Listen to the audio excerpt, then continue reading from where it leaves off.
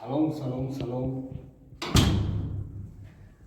چه که در ویدیو پیشتر گفتیم، یعنی گپ زده اومدن تو همه شیتا. شیت ما همش جابجا کرده شد. هر یک گروپش نوشته که من اینجا کنوپکه های و لامپه ها هسته اینجا در اینجا ریکلوشتل ها خیلی اینجا گلاب اتومات که اون زمین کنش یا اون چی شد نپرتوه. در همه خونه ها سویت تامین کرده شده است. مثلا من این سویتی گلاب همه لامپه خونه ها وقتی که صاحب خونه از خونه میبراید مثلا میکشد یا که وقتی به خونه در اومده نش گرام میکند در خونه وارد میشود.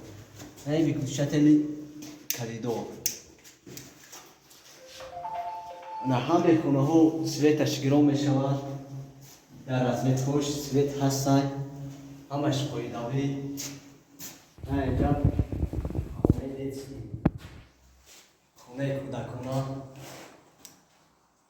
سویتش گرام میشود. در رزمت خوش سویت هستن نتیفال اموندم چوی جوشید کرکا. اینجا شام همه گیرید نه سویتش گرام میشود. بعد در دوام شیشی دیگر لامپه‌اش میشود، لیوسترش میشود و غیره.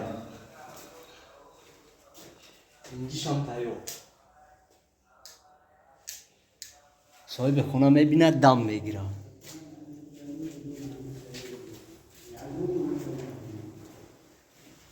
اینجا دوش توالت ریکلوشتلش اینجا کوخنه همش سویتش گرام میشود. رابطهش خون میکند همش قایداوی هستم.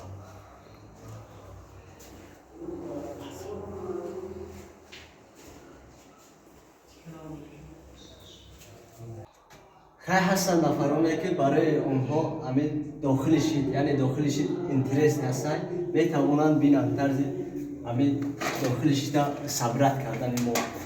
ما همه که صبرت کرده.